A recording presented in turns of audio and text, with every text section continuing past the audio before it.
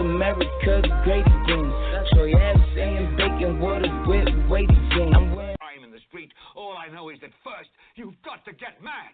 You've got to say, I'm a human being. God damn it. My life has value.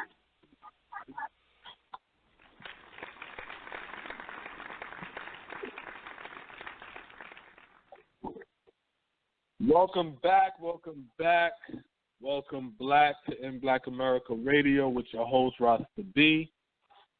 This is September 8th, 2017. Today's show title, I should say, is called What Are Black People Waiting For? The Shit Done Hit the Fan. Guest calling number 646-716-4654. Again, that's 646-71C4. We're going to be talking a lot of things. We missed a couple of weeks. So there's some things that's already been addressed that I wanted to address. And I can't move on until I address these things. That's Dick Gregory's death. And then I'm going to speak on why the rest of these damn civil rights niggas need to die off. We're going to talk on various topics. We're going to talk on the Michael Bennett situation. And just a lot of stuff, tying in what's going on out here in the world. You know what I'm saying? You know how we do here in Black America Radio. I'm going to read an excerpt from a judge, Walter B. Jones of Montgomery, called I Speak for the White Race. We'll speak on that, show some similarities, prove through that writing that Solomon is white again, show you that why I disagree with the Hebrews on their weird notion that Solomon is black. We might try to squeeze in a couple of other topics. I want to build on the difference between economics, economy, and these words, that's being used. And, much more. We're going to try to cram in a lot in a little bit of time.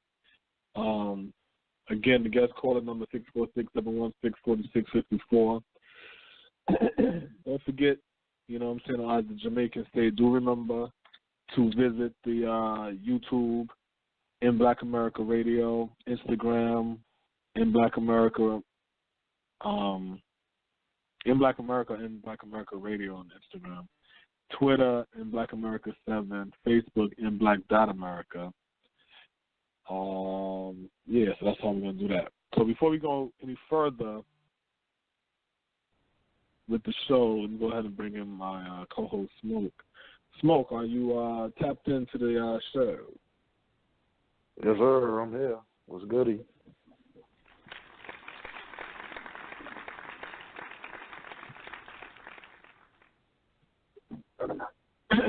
Shit, man. A lot of shit been going on. So that's why the song playlist is short. We're trying to just jump in there, get in there, you know what I'm saying? Give the people what they need, you know what I'm saying? It's truth. It's raw truth. You know what I'm saying? Right. So was there anything, any news or any stories or whatnot that you heard or seen? Anything that sparked your interest?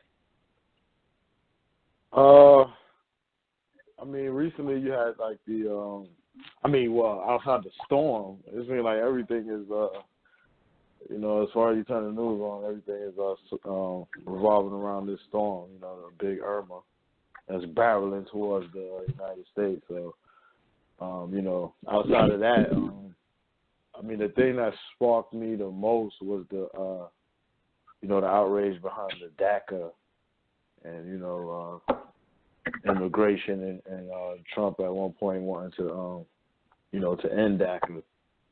And, what was funny is just like our outrage about it, you know what I'm saying? It's like, you see the people, rooting for the Dreamers, and, we just seem like highly invested in, that issue or whatever. So that was like one of the big issues for the week. What's your opinion? Well, for those that don't know what DACA is or whatever, it stands for the deferred action for childhood arrivals. So it's kind of like basically like a deportation program or a relief of deportation program for young immigrants who came to the United States, but it basically keeps them from being deported. So it allows them to, legally work and remain in the United States for a certain amount of time. So earlier this week, I want to say on Tuesday, Trump, he made the call that he was going to end that program, which was, something set up under the Obama administration. And so, it's been protesting and all that stuff this week. And, of course, we're in the middle of it when, a lot of us, especially as Black Americans, we're not immigrants. So it's not something that is one of our, issues that we should be tackling, you know what I'm saying? So for me, it's just like, as far as the Black community, it's just one of those we just need to step to the side. I mean, we have some Black immigrants, which, that's an issue that, they're going to have to handle. But to me, it's like, I mean, because when you think of it emotionally, it's like, that's fucked up. You know what I'm saying? You got the people that's been here, grew up here, and, now they are facing deportation. You know what I'm saying? We think about it emotionally, it's fucked up. But it's like when you think about a lot of the groups that compromise of, you know what I'm saying, when you got, Latinos, Chinese, they're immigrants. Those groups don't ever stand with Black people on our issues. And so when you see us getting gunned down and in the street, when you see us getting moved out of communities of gentrification, we stand alone on those issues. No one's there to, to back us, and nobody's out there protesting with us, you know what I'm saying, things of that nature. But then it's like when we have issues that more so fall outside of Black America, for the most part, we engage in those. So it's like we give support to groups and people that don't give us support. So to me, it's like kind of like a waste of time, you know what I mean? So, emotionally, I get it, you know what I'm saying? I understand, like, you know what I mean? It could be fucked up situation, somebody being here and they got to go just because, the president passed some law or got rid of some law. But, I mean, to me, I just think, like, overall Black America needs to focus on building Black America, you know what I'm saying, instead of these outside, struggles and organizations or whatever. It's like, if it's not for Black America, it's like we don't really need to get emotionally involved in it. You know what I mean? See, me, the way I look at it is because, my father is from Trinidad. He was here legally. He was deported back to his hometown, his country. And majority of my life, I always lived around West Indians. You know what I'm saying? Always, dealt with West Indians. My children's mother, you know what I'm saying, is West Indian. It's like West Indian culture has always been my reality. You know what I'm saying? I didn't really grow up around Black Americans like that. So when I see and hear about DACA, what I say to myself is, I don't give a fuck about no damn DACA. That's what the fuck I gotta say. Because straight up, because this is the way I see this shit, And everybody out there that's Black can relate to it, and everybody out there that's Black, whether you are Black American or Black but you're not Black American, right? Two things I'm going to say. First thing I'm going to say, a lot of times with foreign Blacks, and I said this in earlier parts of the show, right? Earlier, like last year type shit. A lot of times foreign Blacks come to the country and like to shit on Black Americans. you know what I'm saying, and talk shit and act like, you know what I'm saying, like niggas is making excuses when we talking about the struggle out here being real. You know what I'm saying? When we sitting out here saying, yo, the only reason why they hired you is because you got an accent. Because you're not Black American. See what I'm saying? If you was a Black American, they wouldn't have gave you that damn job. But because you're a foreigner is the reason why they're giving you this job. And they looking like, oh, no, that's not, oh, you're making excuses. Oh, the white man ain't that bad. And they keeping their nose up that white man's ass. And everybody want to act like, oh, Black Americans, they just blaming white people. White people so nice to us. I don't know what's wrong with black people. Maybe they need to get their shit together. Then when the white man pull that sheet off his head and show you who the hell he is, when they like, listen, man, y'all in my house, y'all got prints muddying up my floor and shit. Listen, all y'all out. Now everybody wants to scream bloody murder. Now everybody wants to support the black people. Now everybody needs the black man to cry and help and push shit through Congress to help keep these. No. I'm not worrying about that. I'm not worrying about that. Because when we told you about white people and told you about white supremacy, motherfuckers act like that was a figment of our imagination. Now experience the same fucking nightmare that we've been experiencing for 400 plus years. Now this is the second part of what I got to say. This applies to definitely Black Americans, and this applies definitely to non-Black Americans, Black people that's not Black Americans, right? You Black people who was not born here in this country,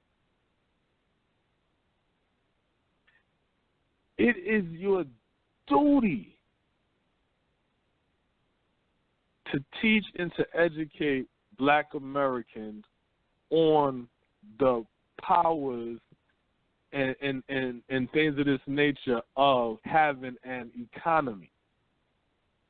You have to hire and work and merge your culture with the Black culture here in America. That is your duty. When you integrate within society, you must integrate within Black society. That is your duty. That's to change and to add something new, a new mix, a new DNA into the Black gene pool.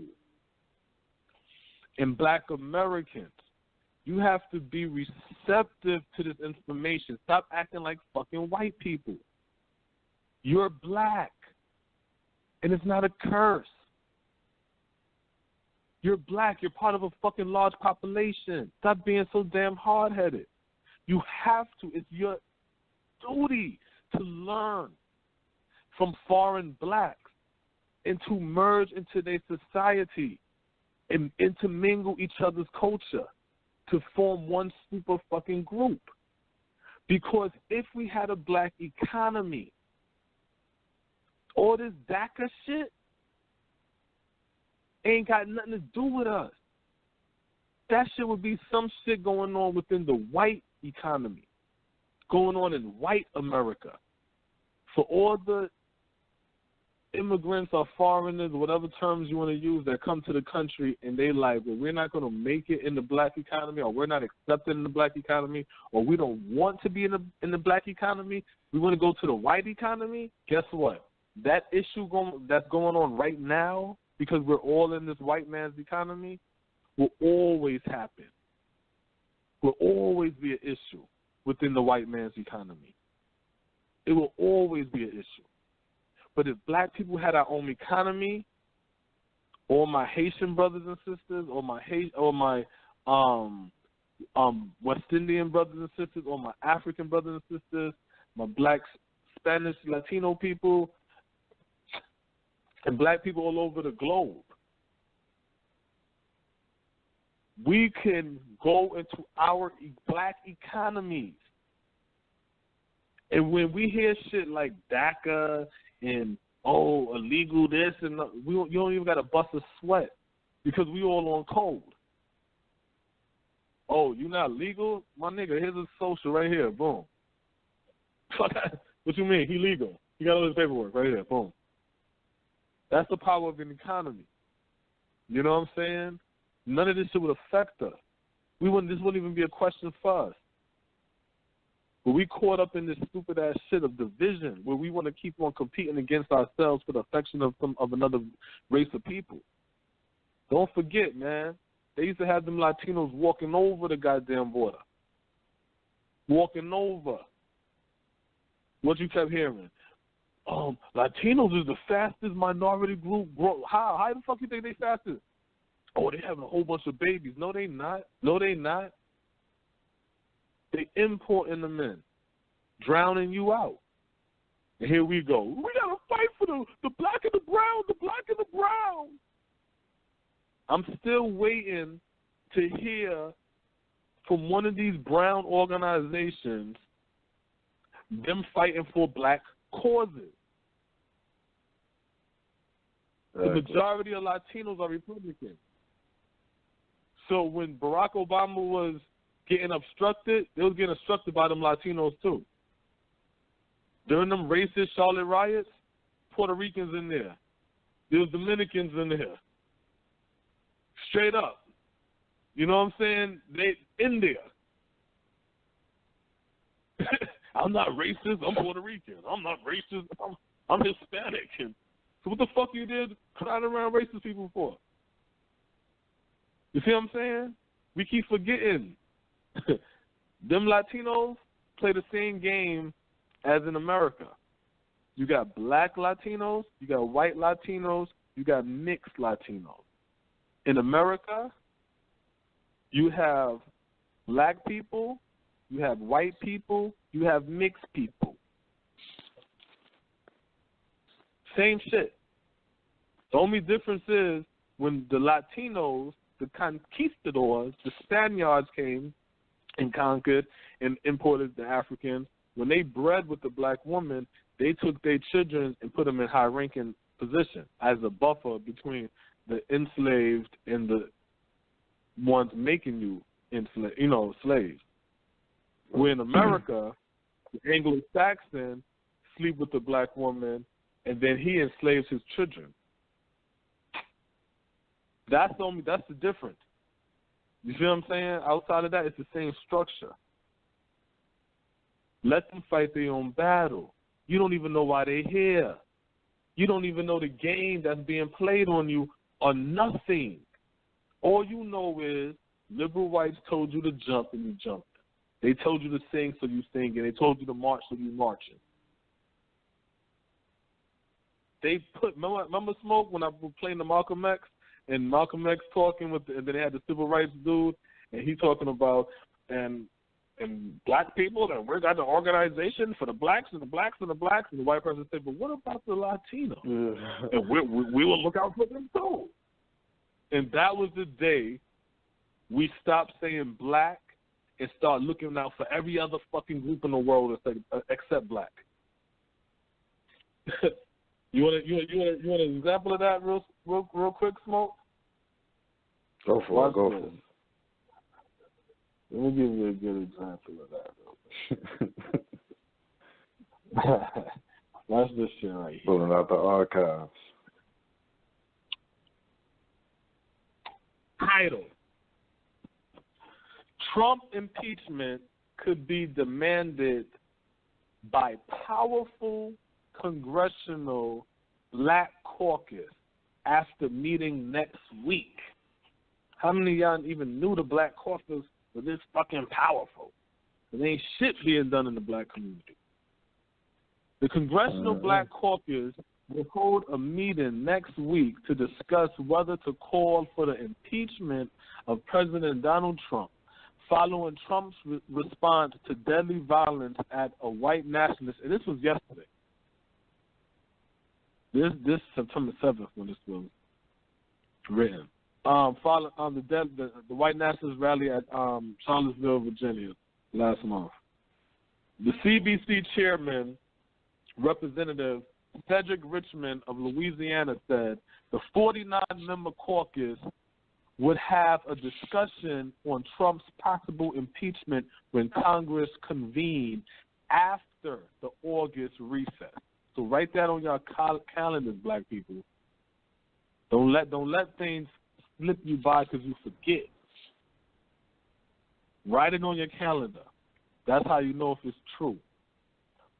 Those talks will take place next Wednesday. A CBC staffer confirmed to Newsweek on Thursday. While it was initially anticipated that the discussion would happen at this week's meeting, relief efforts following Hurricane Harvey and in anticipation of Hurricane Irma took priority.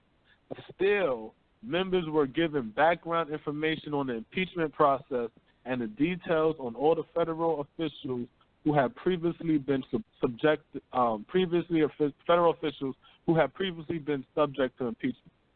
The CBC was among the first parties in Congress to call for the impeachment of President Richard Nixon when it filed a resolution in the House of Representatives in 1973.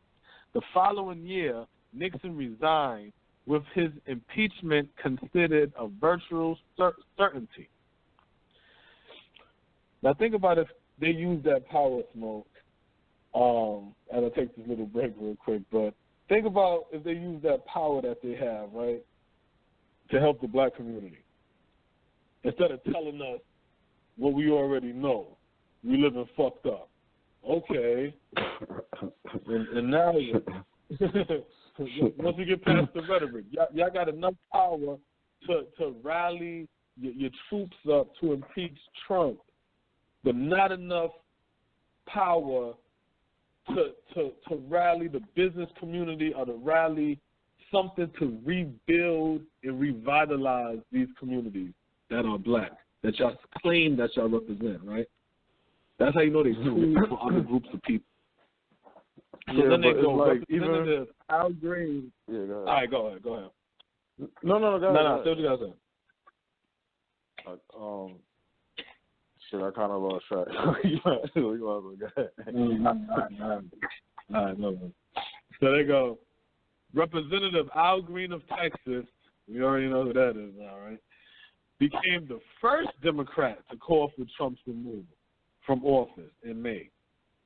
He later supported California's Representative Brad Sherman when he introduced articles of impeachment against the president the following month, alleging obstruction of justice over the firing of FBI James Comey.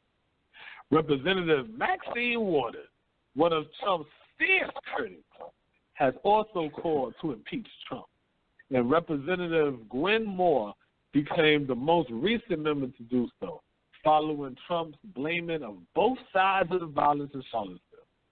For the sake of the soul of our country, we must come together to restore our nation's dignity that has been robbed by Donald Trump's presence in the White House. Moore, a Democrat from Wisconsin, said last month. My Republican friends, I implore you to work with us within our capacity as elected officials to remove this man as a commander-in-chief and help us move forward from this dark period in our nation's history. President Donald Trump meets with the Congressional Black Caucus Executive Committee at the White House. Oh, excuse me, I'm reading what's underneath the picture. It says, while Charlottesville may have been the tipping point, the CBC will look at the variety of issues that could be grounds for impeachment, including alleged violations of the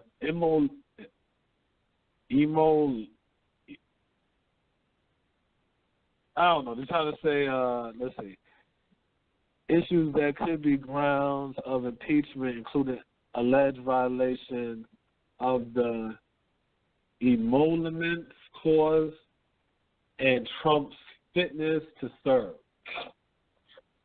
The Trump the case against Nixon will be studied closely as a guiding comparison. So they trying to use when the last time the Congressional Black Caucus did this to run Nixon off. So they're going to use this guideline to really see can they follow the same procedure. But I don't know what happened. I'm just going off the top of my head. But the little bit of stuff that I do know about the whole Watergate shit and the Nixons and all, and, with that whole shit, right? You dealing with white people now. You dig what I'm saying? Yeah, the whole you dealing with white people scandal. Yeah, yeah. You know what I'm saying?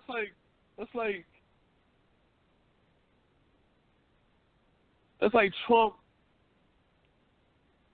takes money, funnels money away from the VA or some shit and the veterans and shit, and then the Black Caucus says it's time to impeach him.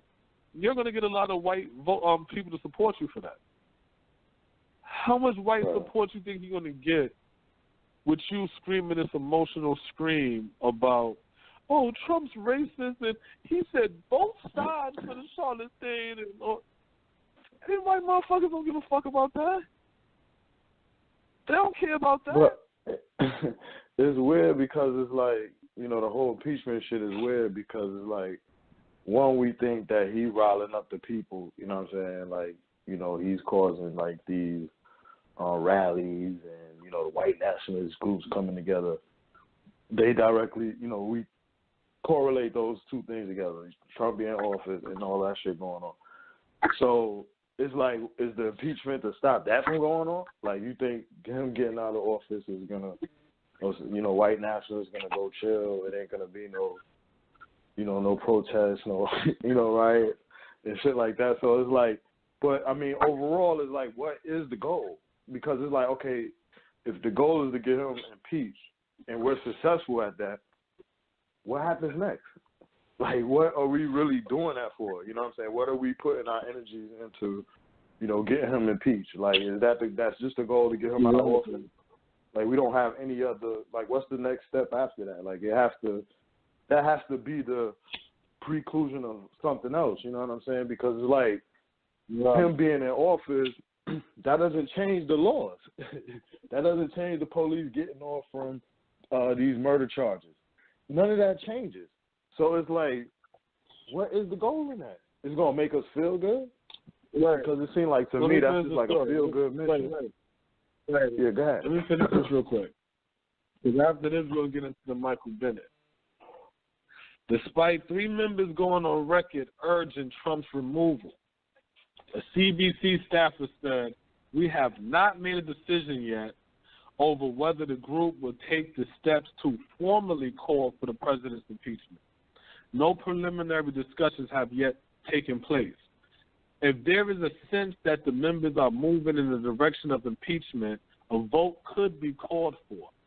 General policy is that a majority vote is required for a motion to pass. Although because of the seriousness of this issue, more than a simple majority may be deemed necessary. For the Congressional Black Caucus, which encompasses 47 members in the House of Representatives and 2 in the Senate, calling for the removal of the president would undeniably be a powerful statement. However, there's always that however, like Charlamagne said, right? When we talk about Biggie, you got to have the however, but here's the white man's however. The white man's white and ugly, however, there is a little chance that it would bring about Trump's exit. It wouldn't. There is little chance that it would, bring about Trump's exit anytime soon. A majority vote in the House is required to impeach a president, followed by 2/3 majority in the Senate in order to convict. Republicans currently control both chambers, and there have only been limited signs thus far of the party publicly abandoning their president. You see what I'm saying? Oh, then they're going to say Trump in recent days has reached out to leading Democrats over increasing the debt ceiling, a move that could win him some support. Yeah, they increased it. Right, but the point is, ain't nobody impeaching no fucking Trump. The only people who believe that stupid shit is black people. We the only ones that believe that dumb shit. Oh no, he's getting closer. He's getting closer. No, he's not. And they playing with you. In the worst part of the game that they playing, this is what they take away when they playing with you. They're taking your time away. They're taking your time away. The Congressional Black Caucus, right? For a whole fucking, not even a year yet, but we know for a fact 9 months. We damn sure could say 8 years with Barack Obama, but we're going to say with Trump for 9 months. What the fuck are they doing for black people? What are they doing for these killings that's going on in the Midwest? From St. Louis to fucking Chicago and Detroit and shit, Indianapolis. You know what I'm saying? Like, what is the purpose of the Congressional Black Caucus? So once the white liberals tell them, we want y'all to rile up support to get Trump out. See if I could do that. Maxine Waters and everybody else want to come out. We going to impeach Trump. Why are you not putting that fucking energy into rebuilding your community? Rebuilding your district? Rebuilding the goddamn county or the fucking place, the city and shit that you control? Why is so much fucking crime and poverty in your community? But y'all could unify and show a powerful statement and all kind of shit like that. Y'all got so much fucking power in politics to try to get Trump out of office, but you don't got no fucking power to clean up the fucking communities that y'all run. That's how you know these niggas ain't fucked. That's why I say death to all these civil rights niggas. We'll get into that. Now let's get into the Michael Bennett joint, because I know you into the sports shit heavy, so.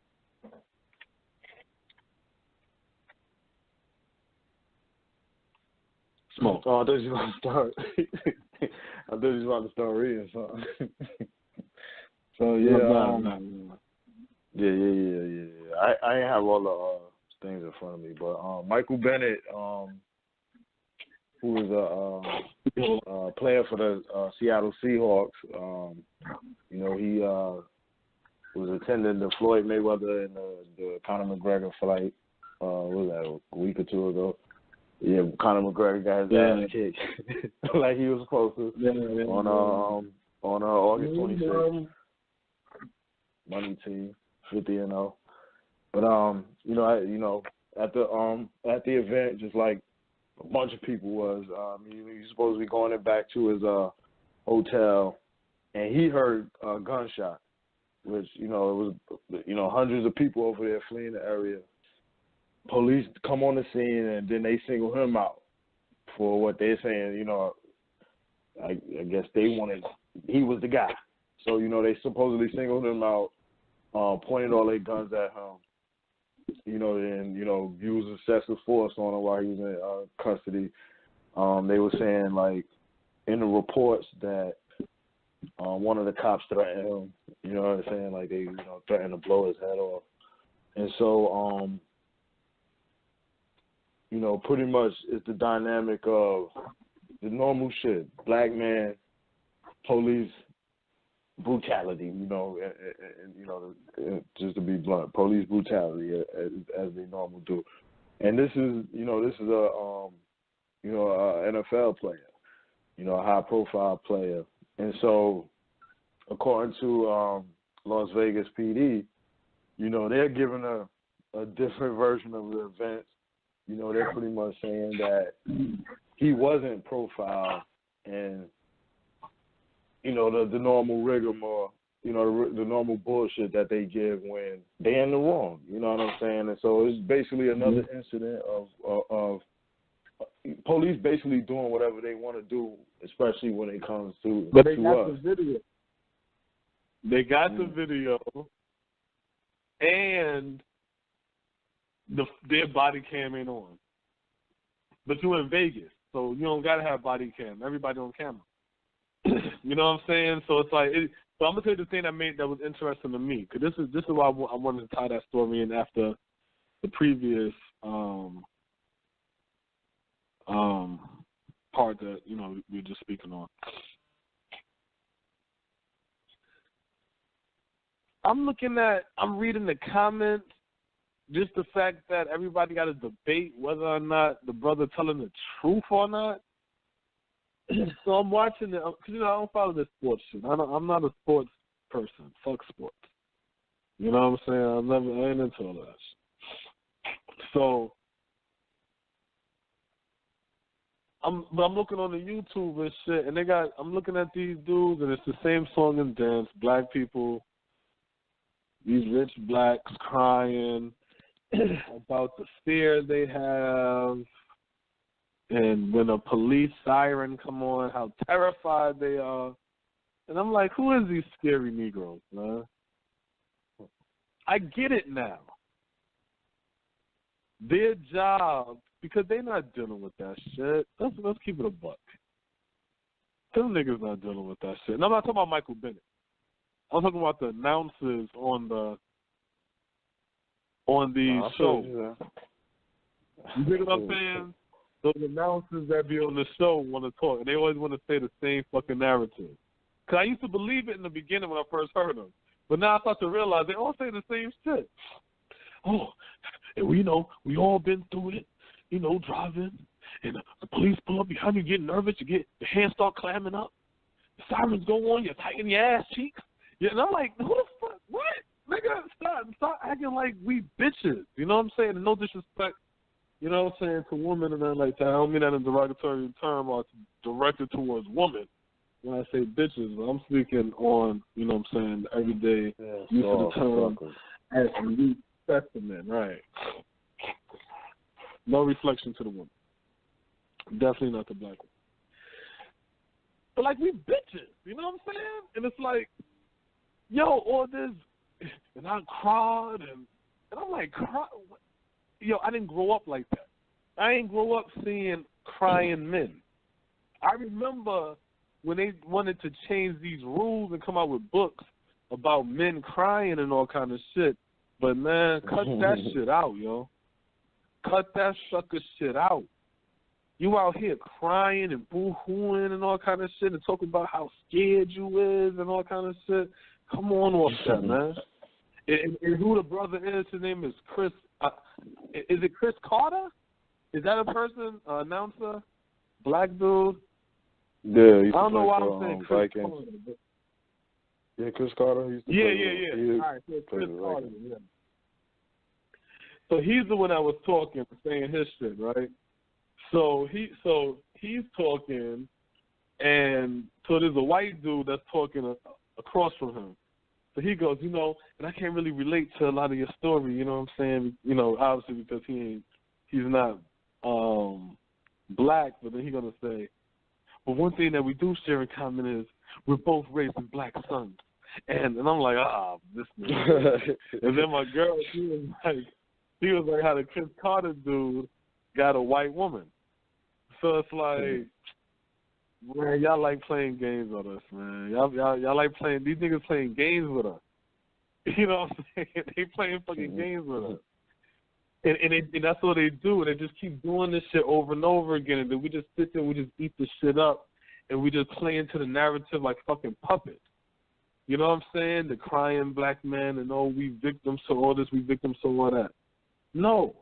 The shit that happened to Michael Bennett, all that shit shows is the police. There's no way around you can get the fact that the police is lying on these fucking police reports. We know it. We already know it as black people. You see what I'm saying? But if the brother Michael Bennett is saying, this is what happened to me, What is his response? What is the community's response when he speaks? Well, where's the proof? Where's the evidence? I think he's making that up. Whoa, why the fuck am I going to make that up? Why am I just going to come out of here and just make up a fucking story about a police putting a gun to my fucking head, having me down on the ground and shit? Why I got to show you camera, all of this shit, but a fucking white broad can be bruised up and say, "Oh, black man, my boyfriend beat me up. Suspend his ass."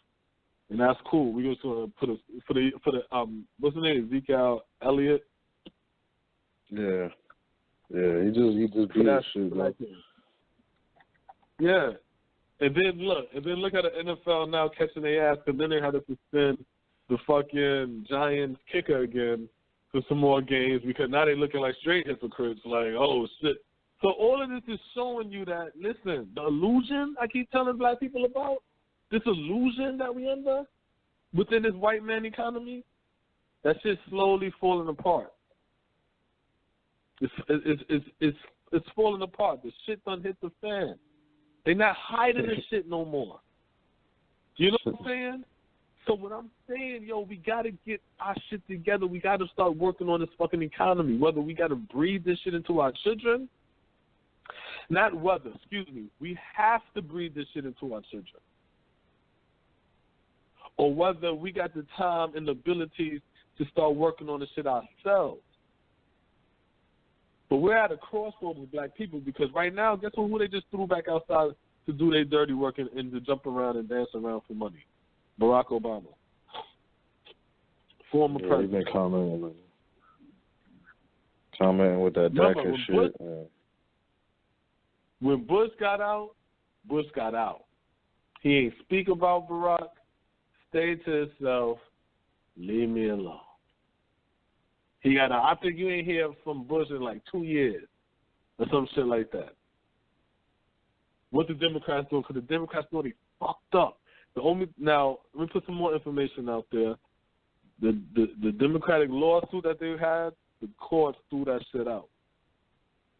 They threw that shit out. You know what I'm saying? Basically, they like, listen, y'all can't prove damage because y'all got by the democratic system.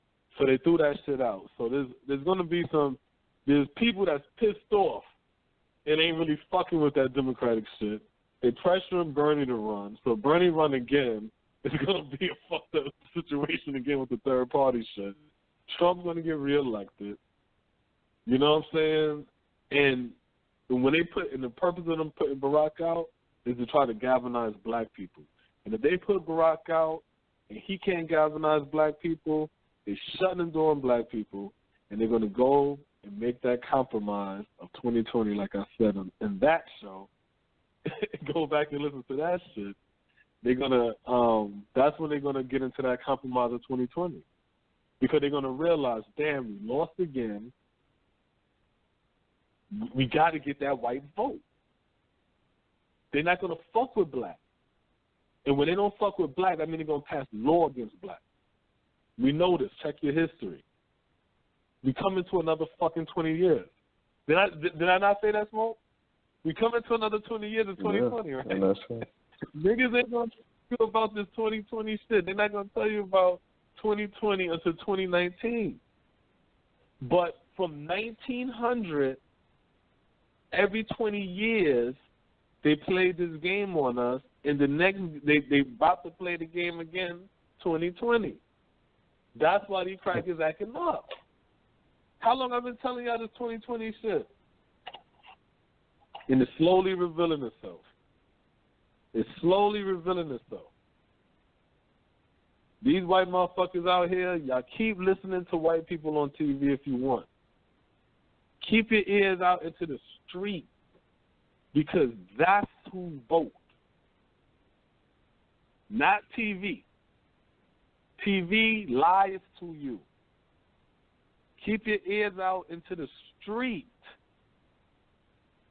That's our problem. We'll listen to the street and see the vibe and feel the energy and feel like, yo, these white motherfuckers think they slick. Then we'll go home, cut on TV, and see all the good white people on TV. And we like, I feel comfortable around white people again because on TV they're so funny and they're entertaining and I can learn from them. And they're telling me the truth on the news. But then when you go outside, the people telling you what the fuck it is. They telling you what it is.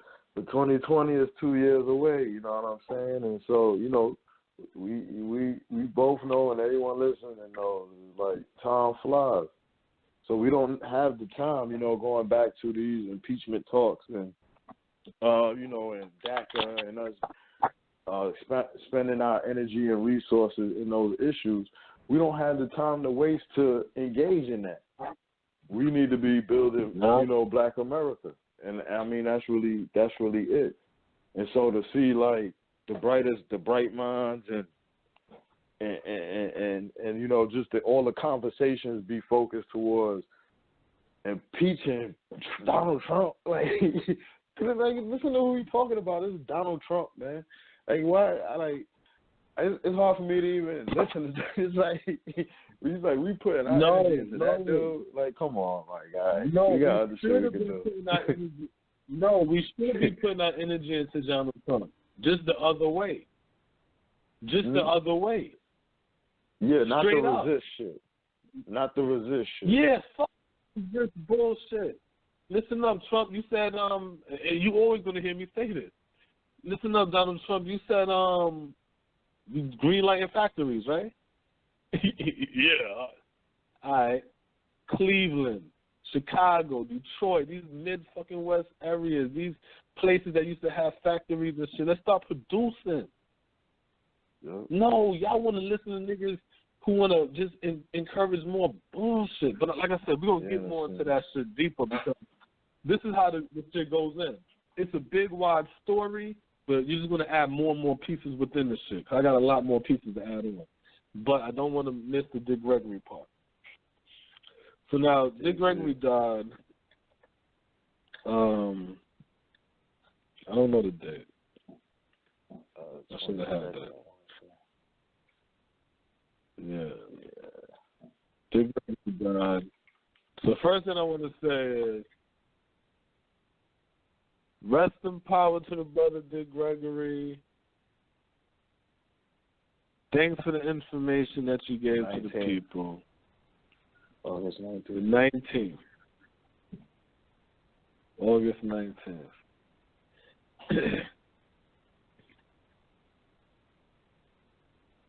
Thanks for the information that you gave to the people.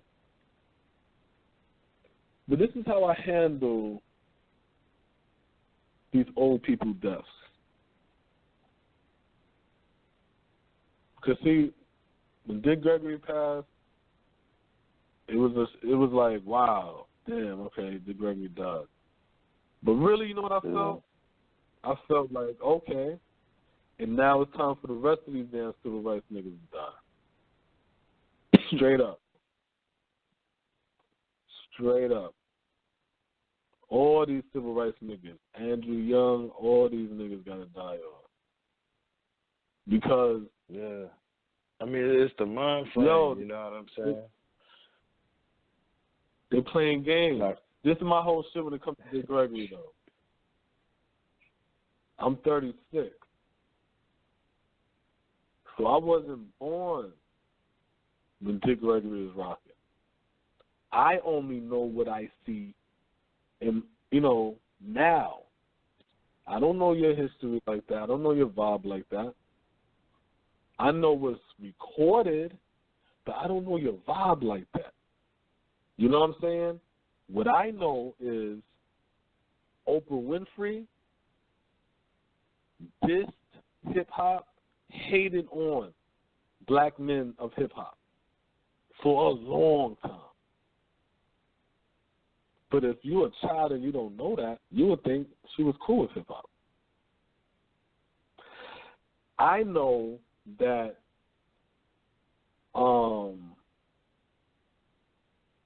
Cornel West fought against blackness when he debated Sister Soldier. But if you listen to Cornel West now, you would think he's down for the cause. He has a lot of questionable literature. Same with Henry Louis Gates. He got those great documentaries, Black in Latin America, Black in America, and things of that nature.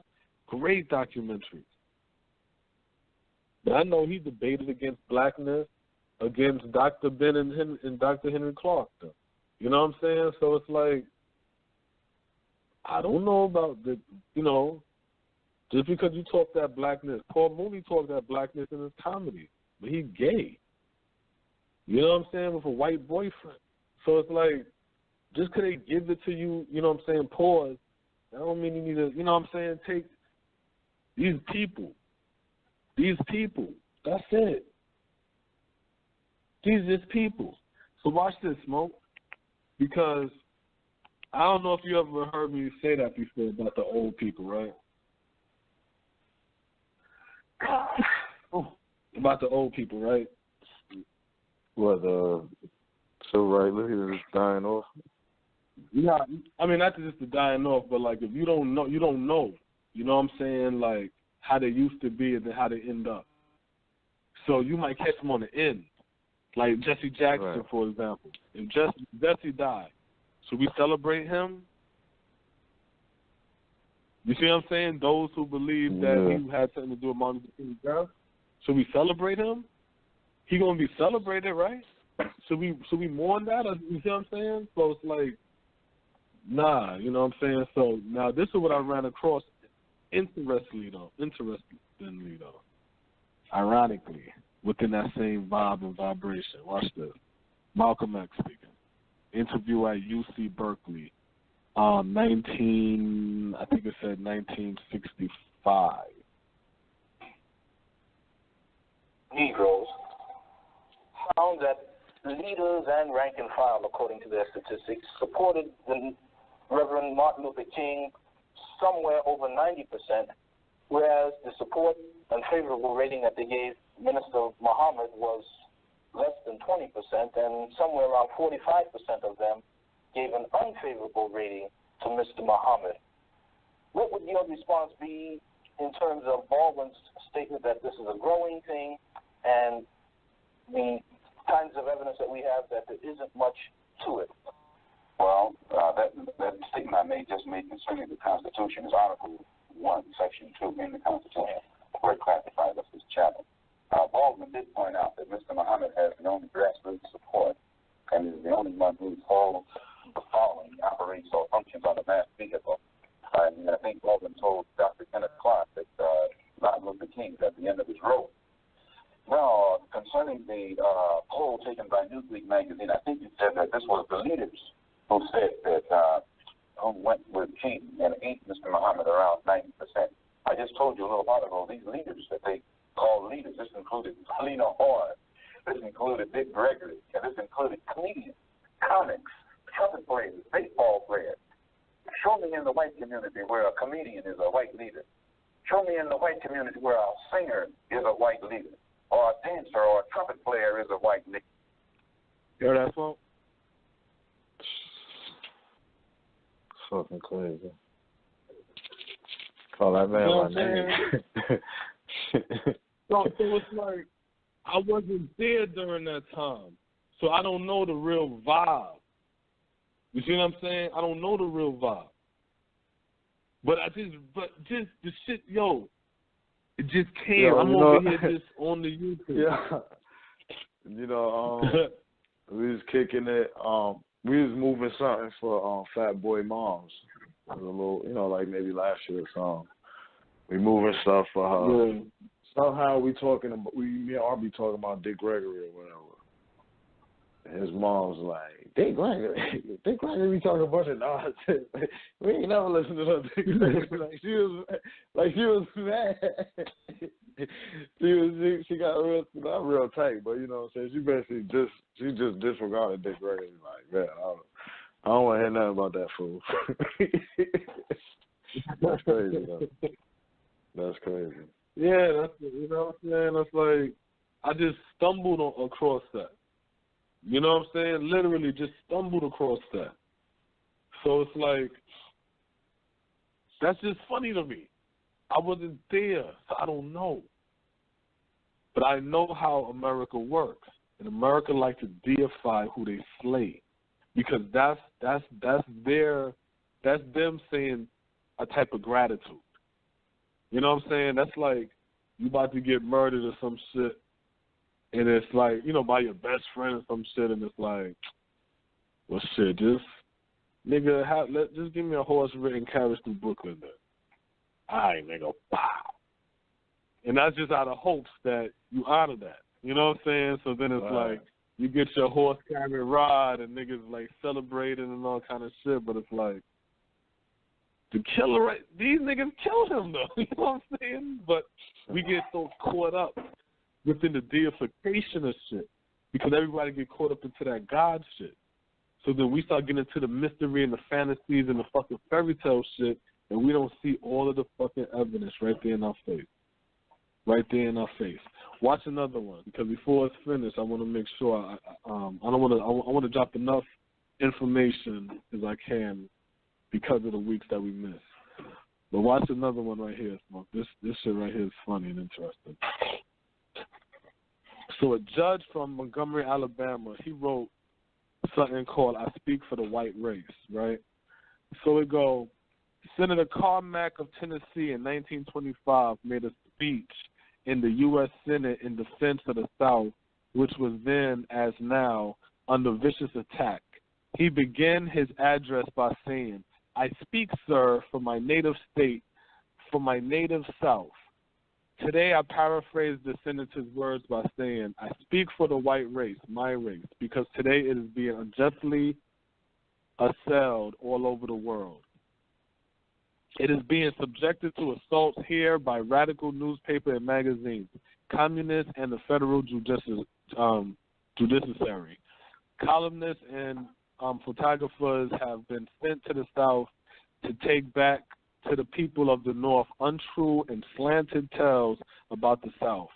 Truly a massive campaign of super brainwashing propaganda is now being directed against the white race, particularly by those who envy its glory and greatness.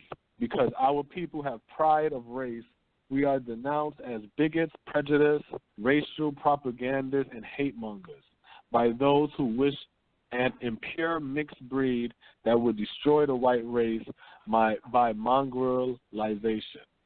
The integrationists and the mongrelizers do not deceive any person of common sense with their pious talk of wanting only equal rights and opportunities for other races. Their real and final goal is intermarriage and mongrelization of the American people. When members of the white race point with pride to its impressive record,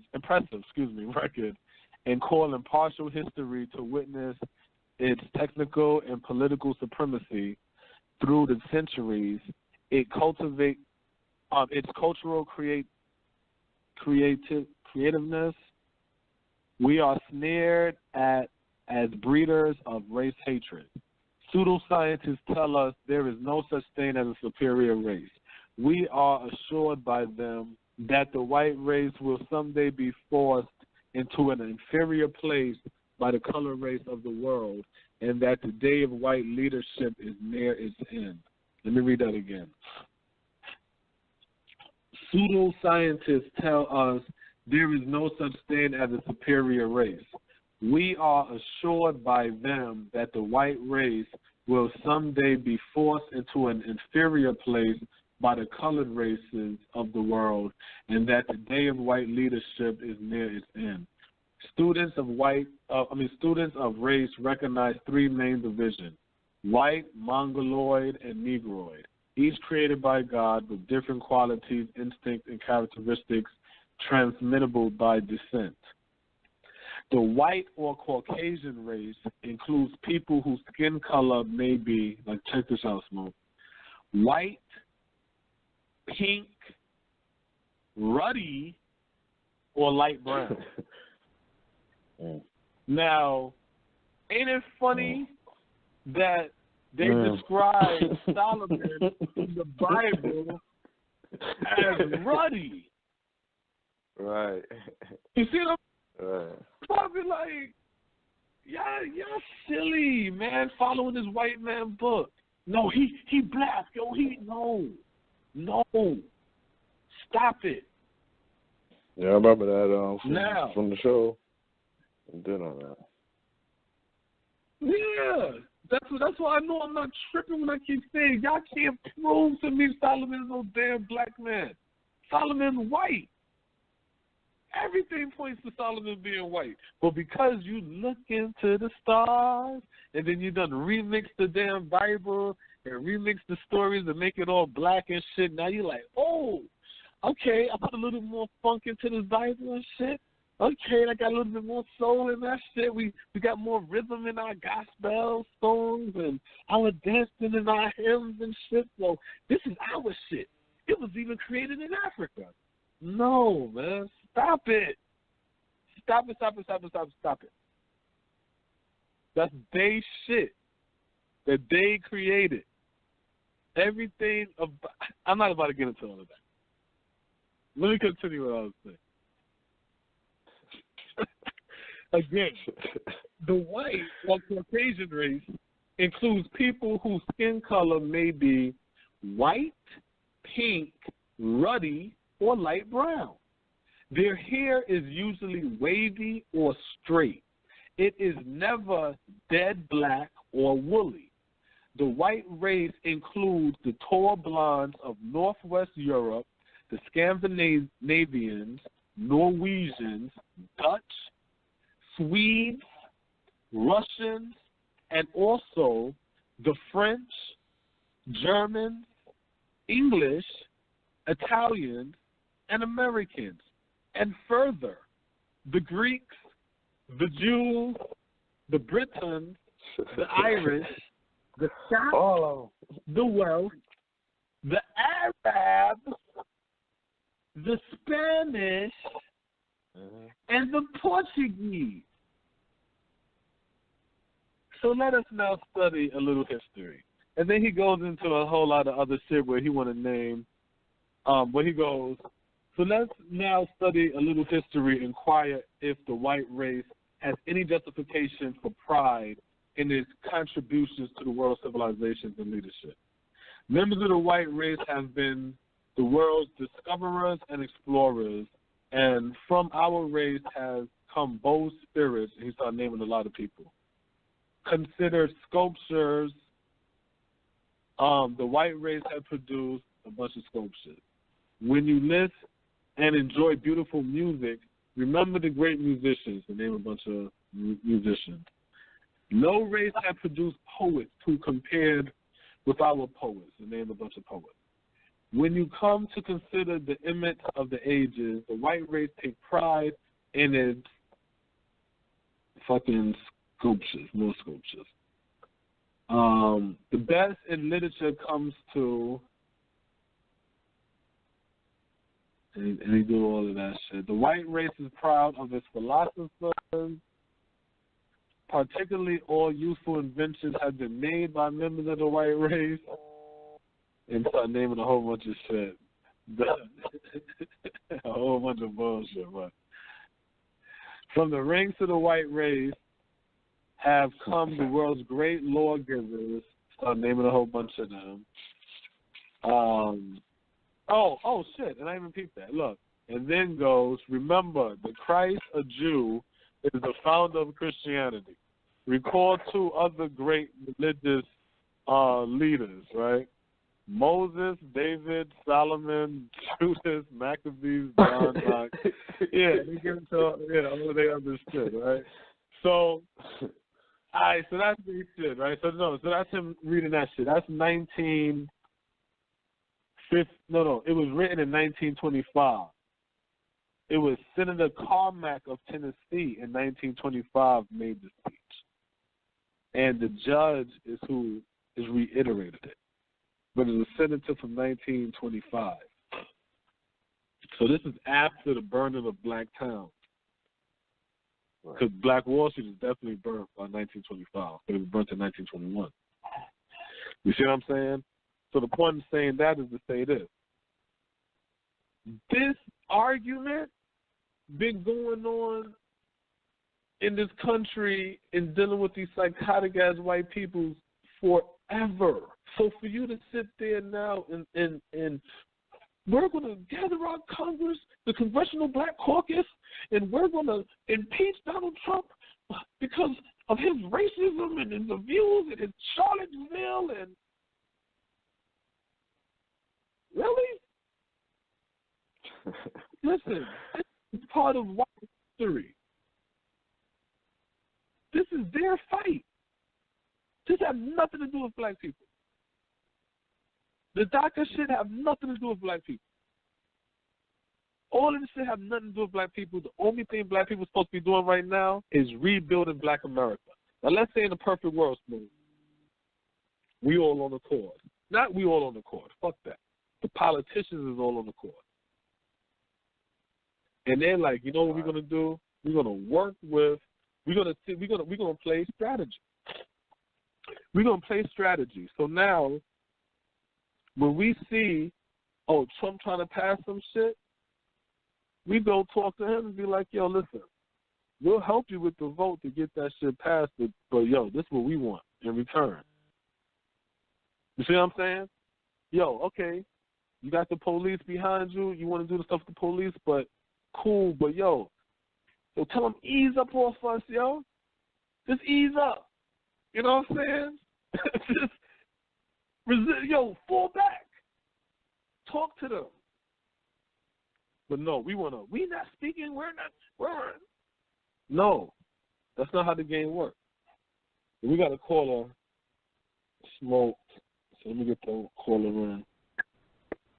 Caller 478-538, what's the name of where you calling from?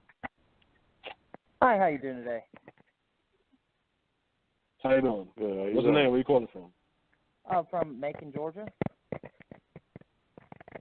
Yeah, what's your name? Tim. Tim? Hey, what's going on, Tim, from Macon, Georgia? So how you guys doing today?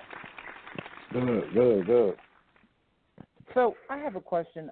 So I know that, the KKK is very racist towards any race other than the white privilege, they say. So, and I disagree. I believe that all lives matter. And I was wondering, I don't want to debate, I'm totally here to listen. Listen. We all adults. Awesome. So, because I was just looking at the radio show, and I it says Black Power, and I was wondering, is the Black Panther movement, do they not like white people? And it's okay. You guys can just tell me the truth. And if that's the case, I want to hear you guys out. Ask the question. When you say the Black Panther, are you talking about the original Black Panther Party, or are you talking about the new Black Panther Party? The new one. The new Black Panther Party don't like white people, no. The original Black Panther Party, ironically, follows the same, wants the same stuff that the Tea Party wanted. Right. They believed in less government. They wanted power to all people, white, black. They had alliance with gays. They had alliance with all movements. You know what I'm saying, or whatever like that. They was labeled a pro-black, black radical movement by the media, but they really wasn't. That, what the media portrayed, is what created the new Black Panther Party, where now you have black people that focus all their energy on what white people have, and how white people think about us and how we should think and stuff like that, instead of building ourselves up as a community and building up an economy. So a lot of times when we have the group within the black economy, within the black community, that practices focusing on what white people is doing, that's just the offspring of what the media told us that we should be doing. Right. In my opinion. And you know what? Somewhat I agree with you. You know, the white people in America nowadays, they say that the past is the past, but, you know, it's hard to forget that what the whites have done back then. It's hard to forget because, you know, reading about everything that the black community went through back then, it's hard to even read, you know, and I feel for that. It's the community that we live now, that it's just very different. There's, in fact, the rallies that are going on, you know, it's making me mad, and I don't like that. I want peace. I don't want, you know, blacks or whites fighting. I don't want Mexico getting pissed off at America because of what the president is saying. You know, I think that we all, as one, should get along. Now, there's basically, it is very, very hard for that to happen because you have people like the KKK that won't listen. They believe the Bible says, you know, what they're doing is right. But in all reality, no, it's not. So, you know, I want to say thank you guys. Thank you guys for, you know, speaking out. And, you know, no problem. I have a question for you guys. So I'm white. My name's Jerry. And I was wondering, how do you guys feel about me as a white guy? Do you guys find me any different from any other race, or? In terms of what, like, I don't think about none of that. Only thing on my mind is the upliftment of black people, us having an economy where we can hire each other, support each other, and not be dependent on another race. Because me, I don't believe that there's two things I don't believe. One thing, I don't really believe that, you know what, I'm gonna say something what I really believe, but what I'm gonna say is this in a nutshell. The stuff going on right now with black people and white people is no different than slavery. It's black people having to work for white people. If white people don't hire us, we starve. That's not freedom.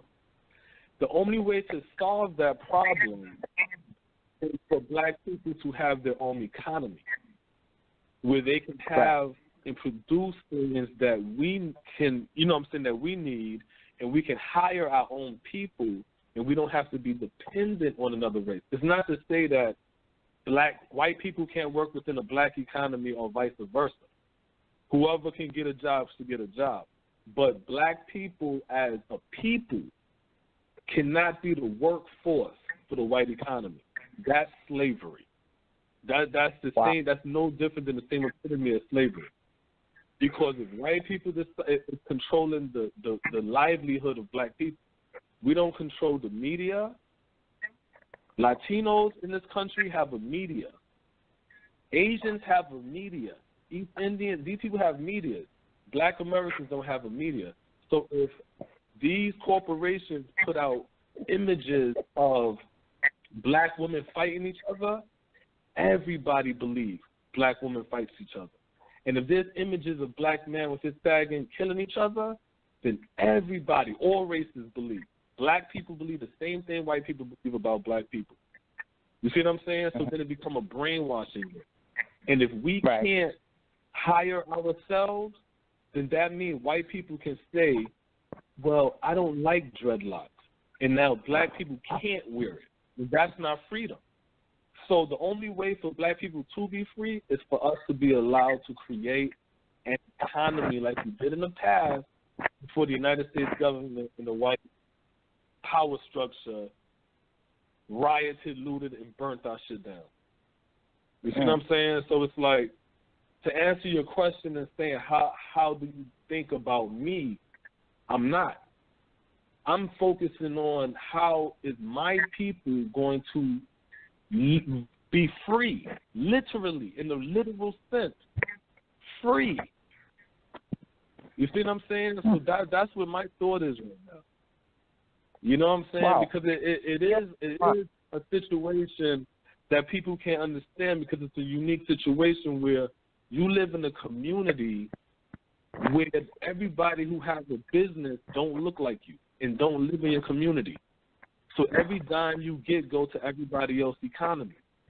The black people's money, if the United States government give black people send $500 million to the black communities worldwide, our money goes to, everybody's money goes to the taxes for Uncle Sam. But when with our money goes to Chinese people, our money goes to Latino people, our money goes to Arab people, our money goes to all different groups of people. These people takes this money now, builds up their communities, and they have their little towns and sections in their economy. So then people look at the black people and say, well, why these people never could come up? Because they don't have an economy. We're stuck in a consumer class where we can only work and spend, work and spend, work and spend. That's slavery. So that's what I think about. That's what's on my mind. You know what I'm saying? Freedom. Wow, you opened my mind. Thank you. That kind of opened me up a little bit. Yeah, because it's the truth, man. It's weird. People like to say things like I hear people say stuff like black people would say that sports people are $1 million slaves. And then I hear people say things like, well, how can it be slaves? They're making $1 million. That's more than what I make. Slaves wasn't getting paid. Slaves did. Mm-hmm. Enslaved Africans in this country was getting money. And they was being leased out. They was being leased out because they were skilled workers. You know what I'm saying? They were skilled workers. That's why they was able to save their money up and buy the freedom of their family members. So just because these black people making millions, if you're making millions but then you're being silenced and you can't talk, and you being afraid that if you stand up for the rights of your people, you could be cut from a team from making your millions and go back to poverty, that's not freedom. That's not freedom in no sense of the word. So it's stifling. It's stifling. And I'm seeing what's going on, and it's sad. You know what I'm saying? There's a book, if you're interested in reading, called Where Do We Go From Here? Chaos and Community, for Martin Luther King Jr. And the sad part about it is that's his last book, but everything he's talking about in the book is the same thing we're going through right now. So why in 1967 is he writing something and we dealing with the same stuff now in 2017? So, you know what I'm saying? So there's a lot of stuff going on that's on my mind. But it's not looking for individuals and trying to figure out friend or foe. Okay. I'm thinking about economy and how black people can be self-reliant, you know? I hear you. One more thing I wanted to say.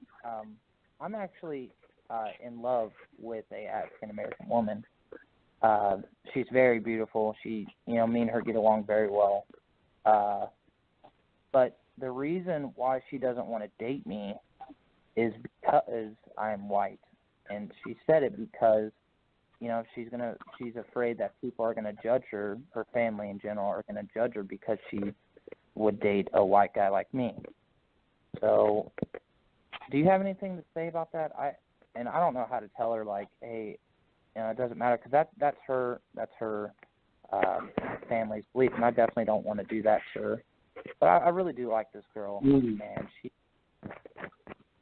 she likes me too. This is how I hear it. This is how I hear it is. The standard within the black community is black man, black woman, black woman, black man. That's standard. Outside of that, if somebody decides to date outside their race, if they decide that they want to be gay or something, or any other different choices that they want to do, that's just outside of that. That's your personal choice in what you do. That's how I look at that situation. If she decides that's what she want to do, then, you know what I'm saying, I look at it more so in respect level now. You know what I'm saying? Like, respect type shit. Like, just, you know what I'm saying? Respect each other. No disrespect type shit. I don't look at it on, you know what I'm saying? Because at the end of the day, I'm not gonna look at somebody and feel like I need to impose my viewpoint on you, and I'm not gonna look at it and say to myself, like, my focus is on building the black economy so black people take care of themselves. I can't really get caught up in other stuff. My viewpoint is the standard for the black community is black man is with the black woman is with the black man. That's the standard.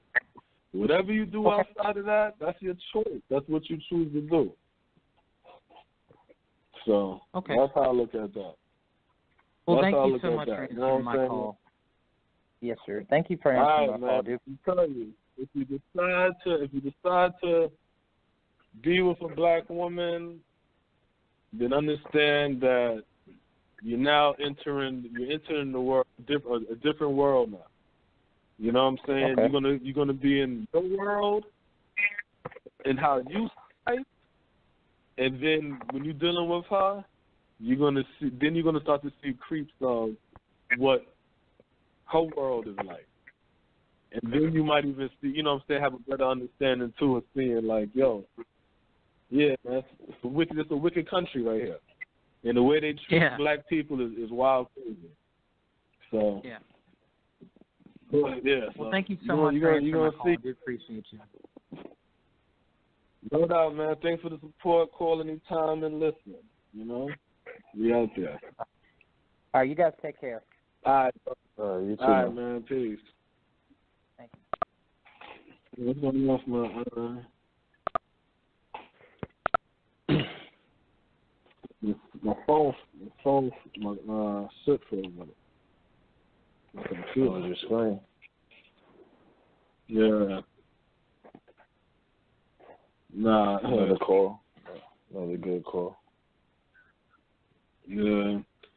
Another unexpected call, you know what I'm saying? But yeah, I think a lot of times, because of how the whole racial game is set up here in America and shit like that, I think what happened is a lot of times people feel like, you know what I'm saying, well, I don't want to be offensive, or I don't want to be, and like I keep telling white people, man, listen, if you talk to me, yo, we adults. You can't hurt my feelings, you know what I'm saying? We adults. Damn, my shit's frozen. Yeah, we adults, you know what I'm saying? You can't hurt my feelings, you know what I'm saying? I'm not one of them black people on TV that I'm crying and all. Nah, I don't do that. I'm not from that. You know what I'm saying? So it's like, if you want to have that conversation, let's have that conversation. Now, I'm not going to have no ignorant conversation. You know what I'm saying? I'm not going to do that. I'm not going to have no ignorant conversation. I'm not going to have no, you know what I'm saying, no ignorant shit. If you want to have a conversation, you got to have an honest conversation. Because the truth lies on the black man's side. You know what I'm saying? The truth lies on our side. So it's like, fuck, I got to be offended for. You know what I'm saying? You did this to me. I'm not ashamed. Why should I be ashamed? You did this to me. There's nothing that you can say that I can feel like, you know what I'm saying? That a lot of times, but overall, though, a lot of times you're not going to get anywhere with, you know, just being argumentative or being angry in your responses. It's like a lot of times you just want the conversation, whether it's abrasive, you know, whether it's smooth or, you know, whether it's whatever it is. Sometimes, you know, just having that conversation. But a lot of times it proves points that you made before. So, you know, it's always about conversation. I mean, we're adults, man. We got to be on action and right. So we're adults, yeah. And just like you said with the whole thing with him liking the black girl liking him, but, you know what I'm saying, the whole family dynamic situation and all that. Yeah, like, me personally, like, I remember when I was young, I used to care about shit like that. You know what I'm saying? But now, yeah, I ain't got time to worry about who you sleeping with. I'm trying to, we need to be trying to figure out how to build an economy. You know what I'm saying? Let's figure out how to make. How much does it cost? How do you make? Let's Google how to make forks and spoons and that. What machines? How much does it cost? You know what I'm saying? How can we get the bread? Let's figure that shit out. I don't got time to worry about all the other shit you're talking about. You know what I'm saying? What's my viewpoint on it? My viewpoint is the standard: black man should be with black woman should be with black man. That's my viewpoint on it. Now, if you as a black woman or you as a black man decide to date outside your race, then that's your choice. That's your choice. That's not my choice. You know what I'm saying? That's your choice. What I should have said to him, too, now that I think about that, is, this is what I always say when people ask about, like, you know, the whole interracial shit. What's your viewpoint on interracial relationships? Just like I said, black man should be with black woman should be with black man. Now, what is your viewpoint? Because you're the one practicing it, not me. I have a black woman. You know what I'm saying? So what is your viewpoint? Now that I think about it on interracial, because you're the one practicing it, not me. I hope you know what I'm saying? That's why I told him that, you know what I'm saying, you're gonna experience your reality, definitely when you by yourself. And when you with her, you're gonna experience her reality. You know what I'm saying? You're gonna feel that heat. Because see, I think what happened is people start to say, oh, they got a problem because we're interracial and it's an interracial relationship. No, I don't think it's that. I think that's you feeling that heat from the both worlds. You know what I'm saying? Because now they're clashing. Yeah, you know what I'm saying? And now you get to see both sides now, and it's like, whoa, this shit feel weird. Like, yo, is this me or something? The tension is like, yeah, because both of y'all worlds mesh together. Now you get her energy that she's accustomed to that don't feel unnormal. But when she get into your world, she feel uncomfortable. And when you in your world feel comfortable, you get into hers and you feel that's what that energy is. A lot of times the energy don't be, oh, yo, look at that. A lot of this should be TV. You know what I'm saying? A lot of times motherfuckers gonna be like, you know, like we'll talk, but we talking no different than if you see a dude with a fine girl. You know what I'm saying? You like, damn, look at, yo, she with him? Get the fuck out of here. You know what I'm saying? That's regular man talk. That ain't no big deal. You know what I'm saying? Like, when he asked the question originally, you know, you was pretty much addressing him, you know what I'm saying? But I was just thinking to myself, like, you know, for the most part, the black community, I ain't going to say we embrace that, the interracial, but we all been around it and seen it, you know what I mean? It's like, you know, somebody who got a white girlfriend, white baby, you know what I mean? So it's not like we out here lynching white boys or white women because they, you know, interracially married, or, you know what I'm saying? We locking them out of coming into certain, you know what I'm saying? You know, like, we like, you know, it is what it is. A lot of that shit, a lot of that shit is the two worlds energy. Let's put some foo-foo loud on the track. Loud on the track, you know what I'm saying? So it'd be like his energy, you know what I'm saying? It's like, shit, what your people's gonna think about that shit? You know, what they gonna do to that girl if you do bag her, what you know what I mean? That would really be the, you know, the question, you know, going back to you asking him his viewpoint on. That's how I look at it. What it is. Yeah, that's how I look at it. Because see, my thing is this again: economy. No economy, we done. It's a wrap. You know what I'm saying? It's a wrap. We about to feel the betrayal. We're gonna feel white liberals turn their back on us. The first indication is going to be 2018. When 2018 come in, that's going to be the first indication. Because if the Republicans can keep a strong hold or Trump look like he's still riding strong with his shit or whatever, still got that, you know what I'm saying? I already know he's going to get it for 2020, though. He's going to get reelected. But when 2018 hit, that's when they're going to make the move and say, wait a minute, we're going to have to reconsider our plan. We can't rely on that black vote. We're going to have to look, we have to get that white vote again. And then 2020 going to be the presidential election. Trump's going to get reelected. And that's when they're going to be trying to fight for that white vote. And then when Trump 8 years is up, then it's going to be another Republican for about 4 years, for one term. I just expect one term, that's it. And then the Democrats are going to get their shit together. But guess what? We're going to starve. Excuse me. That's what I'm saying. Like, we need an economy, man. How many times are we going to play the same game over and over again? How many times are we going to play the begging game, the I want to work game, the government assistance game? How long are we going to do that? Community building, economic building is going to offset most of our issues. Especially when it comes, financially. You know what I'm saying? That's going to offset everything. All of our issues. Watch this, Smoke. It is understandable that the white community should fear the outbreaks of riot. They are infeasible as weapons of struggle, and Negroes must sympathize with whites who feel menaced by them. Indeed, Negroes are themselves no less menaced, and those living in the ghettos always suffer most directly from the destructive turbulence of the riot. Yet the average white person also has a responsibility.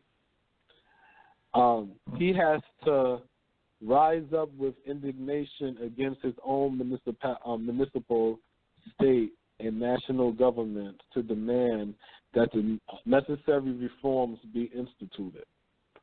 If he reserves his resentment only for the Negro, he will be the victim by allowing those who have the greatest capabilities to evade responsibility. Social justice and programs are the absolute guarantors of riot prevention. There is no other answer. Constructive social change will bring certain tranquility. Evasions will merely encourage turmoil. This is what King said, right? This is at the end of the chapter called, hold on, let's see what this chapter is called. The chapter is called, Where Are We? So right there, what I just read was us rioting. So they saying that you got to understand why the white community should fear the outbreaks of riots, and we should sympathize with whites who feel menaced by it. But you got to also be sympathetic towards why the black people is rioting. They're going to say that the ones living in the ghetto, who's going to be the ones that really go out there in the streets, they're going to suffer the worst. They ain't shit we're dealing with right now. They're going to say that, once again, white people have the responsibility to stand up against the people that's causing these circumstances that happen for us to even riot. This is the same situation and template that we're living under right now. So what King said is, social justice and progress are the absolute guarantors of riot prevention.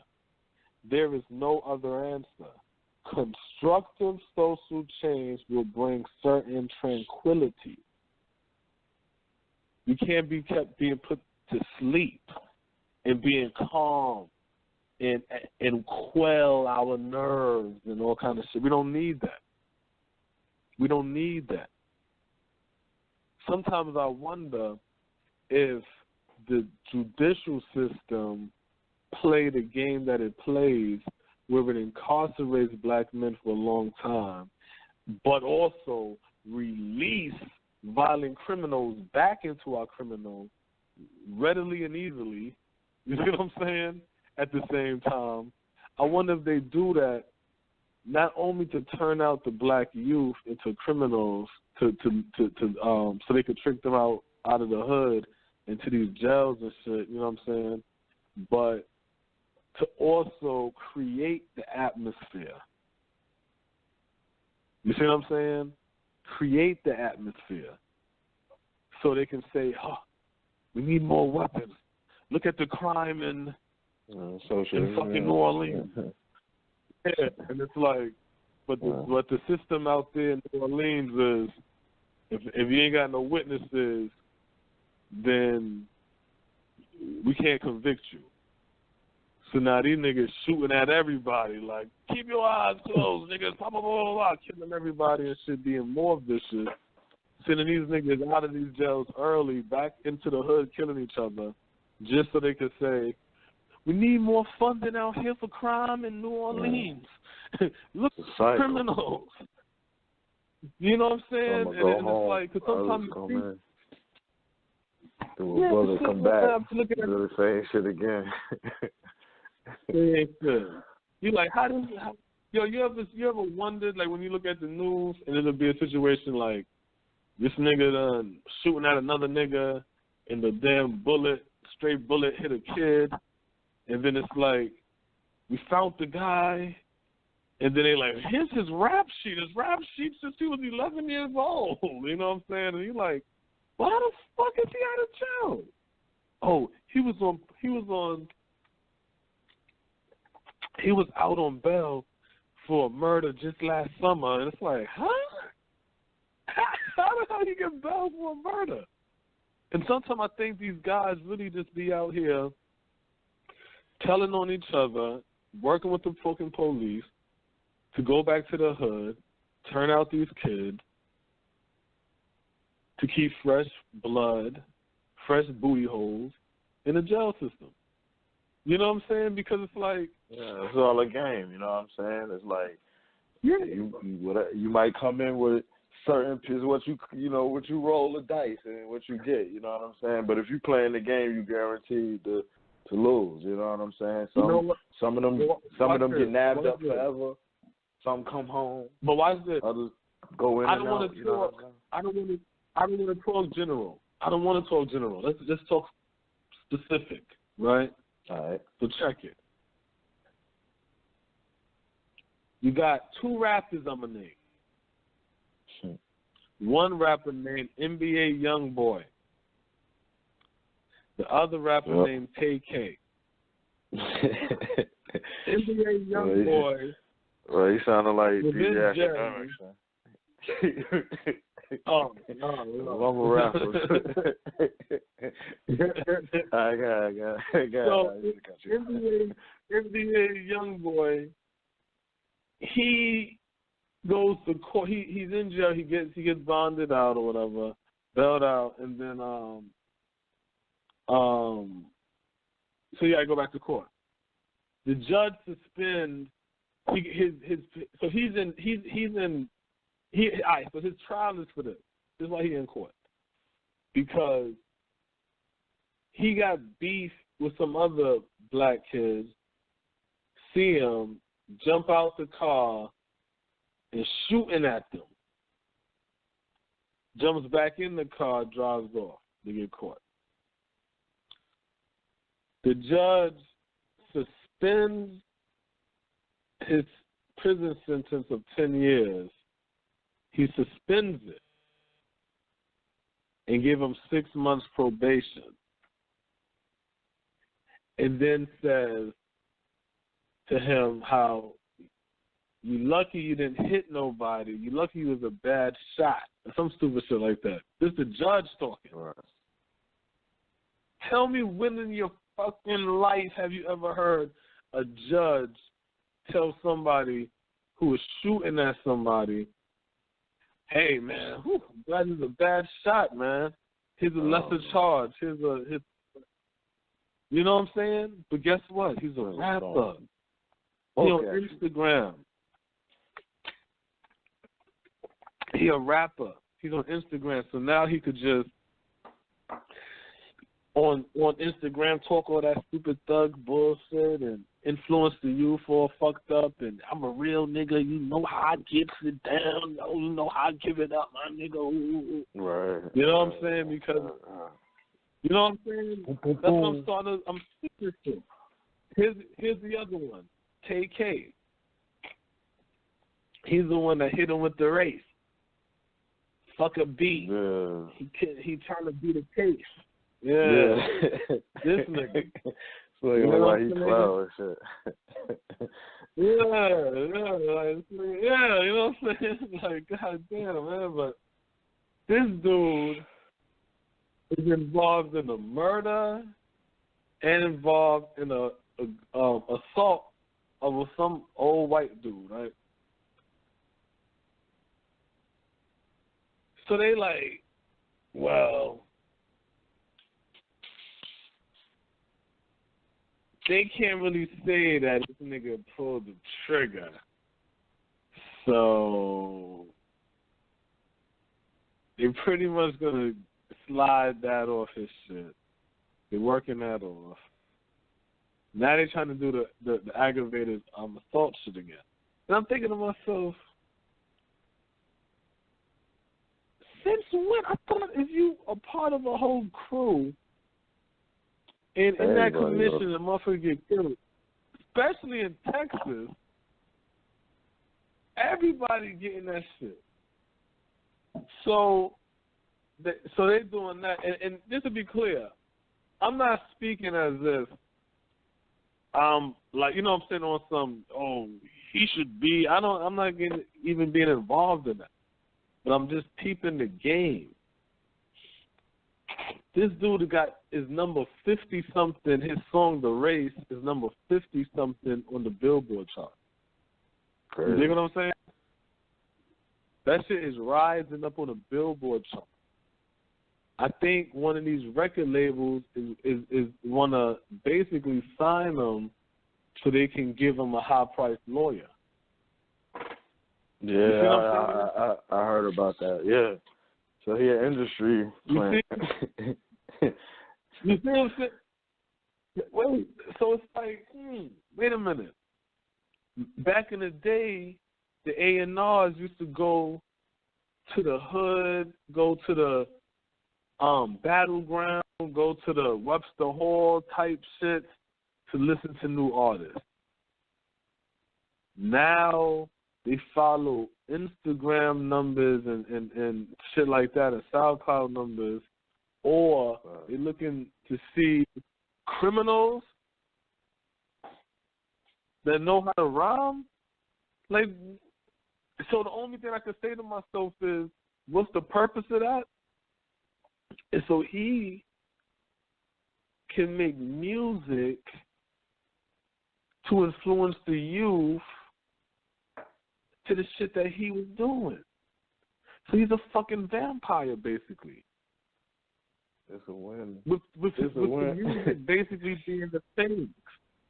It's a win-win for the justice system, because with them being criminals, you know what I'm saying, they can fleece them niggas for the rest of their life, pretty much.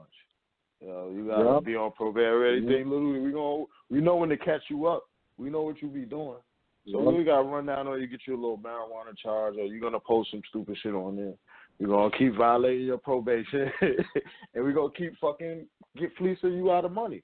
And then you influencing these little niggas, you know what I'm saying? And like you see that with Meek, more so on the side of them fleecing him. Cause this nigga been on probation for like ever, and they keep extending his probation, putting him in jail for little stupid shit. They just fleecing him. Oh, you got money now? You gonna keep paying us. You got money, keep paying us that bread, Extortion, basically. That's extortion. Yeah, that's fucking extortion. By the biggest gang in fucking America. One of them, at least. So it's a good point. It's a good thing to point that out. You know what I'm saying? Because they got a place for you, and then it's like going back to like just this Trump administration. They is pushing that prison shit again. So they got a place for you. You know what I'm saying? They got a place for you. Jeff Sessions, And them boys is bringing that prison back. So I mean, it ain't never went nowhere. But the emphasis is on it. They cut the lights on. Motel 6, 100 years, life. Never come out. So we walk in the you can't like let's hustle this let's monetize this shit correctly now. Like what we talking about? Cutting back on prisons. Obama, you bugging. He got money over here. Yeah. So they got a place for you. That money, man. And it's like, these kids who, we know about the fatherless children and the mothers on drugs. We always hear that bullshit ass story. But the majority of these kids walking around got two motherfucking parents who in the damn house not paying no attention to them, and they on there watching these little niggas.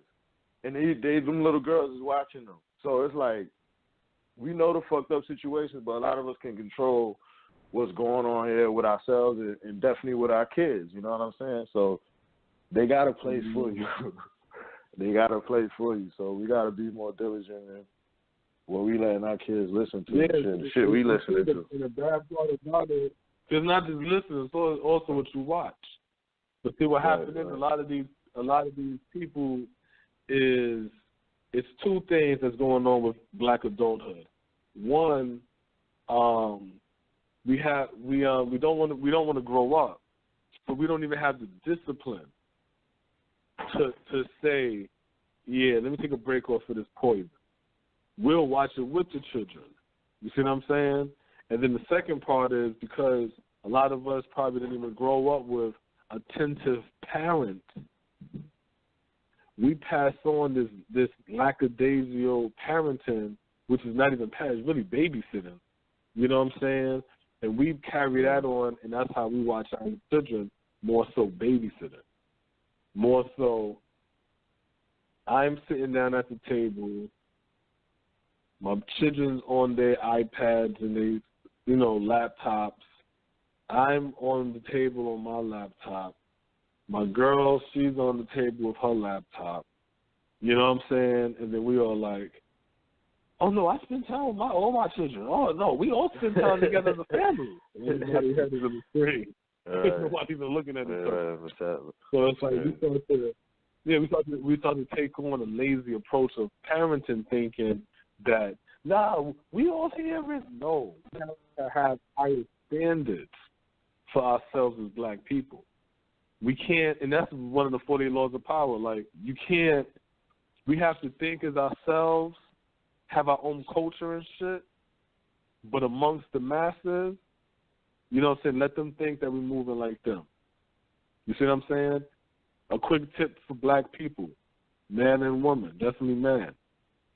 You're not no punk or nothing when you deal with the police, when you maneuver yourself out of the situation. Meaning, when you driving and the police, and you see them lights cut on, and you park your car, take out your license, registrations, insurance already. Have that shit in your pocket. Have that shit in your hand. And then, wind that together. You drive. Wind the window down. You ain't even got to talk to the niggas. Once they walk over here, good evening, sir. Can I see just stick your hand up with the shit right there in your hand. Walk your ass back to your car, man. Right now. Yeah, I don't even want to have a conversation with you. You know what I'm saying? Like let's maneuver and understand that we're behind enemy lines. We don't have an economy. We're working within the white man's economy. That's like saying we're living in the white man's home. So we got to respect his home until we get our own. You see what I'm saying? That's how we got to look at the game. You can't sit over here looking at white motherfuckers and shit. They got a gun on their side talking about, I know my rights. Blow your fucking head off. And get away with it. And get away with it. And then ask you why you dead. Oh, my bad. What was it? what was the right? I forgot to ask you, nigga. Fuck that nigga. So, that's in Black American Radio, man. Yeah, that's in Black American Radio, man. We're going to shut this thing down. You know what I mean? Right. Shit. You get tomorrow?